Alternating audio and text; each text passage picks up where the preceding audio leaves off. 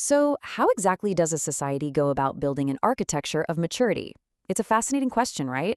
But if we look at early Muslim society through a fresh, almost futuristic, biopunk Medina kind of aesthetic, we really start to see how an entire civilization was constructed. And it wasn't built on rigid control, but on deep personal sovereignty and incredible emotional intelligence. Welcome to This Explainer. Today we're diving into a genuinely transformative concept, the idea that true societal harmony and individual sovereignty can actually only happen by systematically dismantling the human ego. We're going to see how this played out historically, especially in the marriages of Prophet Muhammad, and how it ultimately shaped an entire legal framework.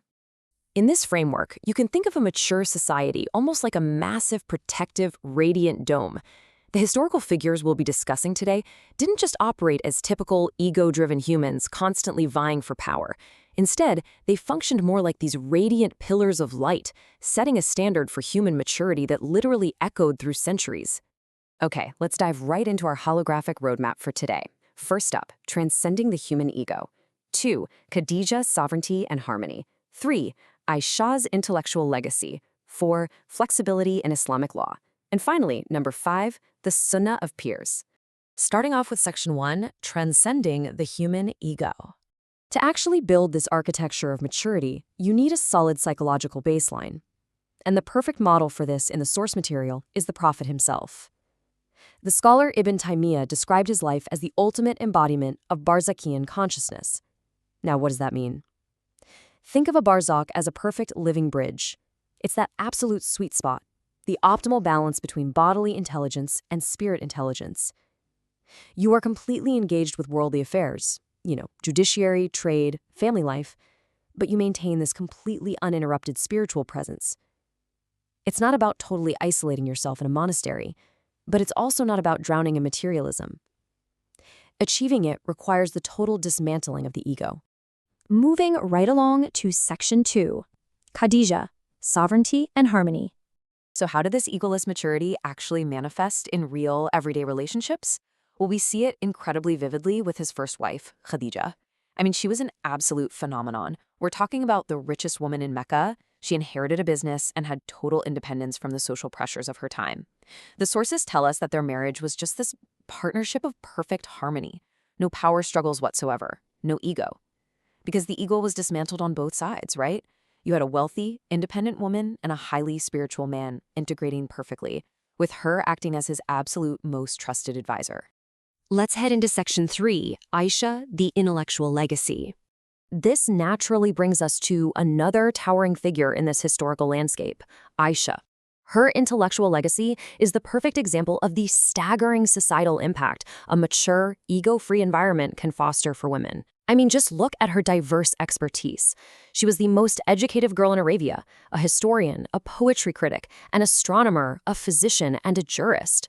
She even supervised education in Medina and wouldn't hesitate to boldly correct prominent scholars if they got something wrong. She was universally respected for her fierce, uncompromising intelligence. And here is a totally mind-blowing piece of data to back up that intellect. She memorized an astonishing 12,000 verses of poetry. Think about that for a second. In a highly oral society, mastering that sheer volume of complex literature, that is undeniable proof of the immense magnitude and capacity of her mind. But here's the thing, her maturity wasn't strictly academic, it was deeply political. During the selection of Caliph Uthman, Aisha cast a vote. This is actually noted as the first historically recorded vote in a society where all citizens of Medina over the legal age of 15 or 18 actively participated in selecting their leadership. It's an absolutely groundbreaking moment of civic engagement. And this political maturity held up even during times of intense, painful conflict. Following the assassination of Caliph Uthman, Aisha literally led an army to Iraq in iron armor, demanding a trial for the killers. Now, the sources frame this impartially. It was a strategic, noble pursuit of justice against an opposing army led by Ali. Both sides were seen as honorable opponents. What's incredible is that despite a severe difference of political opinion, this profound love, respect, and moral standing remained completely intact. It wasn't tainted by personal ego. Let's look at Section 4, flexibility in Islamic law. Let's zoom out for a second. How are these individual examples of maturity actually codified into a systemic legal framework? Because a mature society needs laws that reflect that exact same absence of ego. And this is where the flexible design of Sharia really shines. You see, the law isn't just this rigidly cold system. It relies heavily on a concept called ma'ruf, which essentially translates to socially agreed upon acceptable norms. When dealing with complex human relationships like marriage and divorce, the law defers to ma'ruf to ensure fairness, based entirely on the specific social context of the people involved. This creates such a beautiful, dynamic contrast. On one side, you've got hudud-Allah, the strict divine boundaries outlining very clear rights, but on the other, you have ma'ruf, these adaptable, compassionate social norms. Take divorce, for example. The legal instruction is essentially to either hold a wife agreeably with kindness or let her go gracefully without harassment. The law literally forces the ego out of the equation. And jumping back to our baseline, the Prophet himself was the perfect behavioral model of this legal and emotional flexibility. Aisha reported that he never hit anything with his hand. Not a woman, not a servant, nothing. He governed his household with absolute compassion, proving once and for all that true authority comes from moral character, with absolutely zero physical force.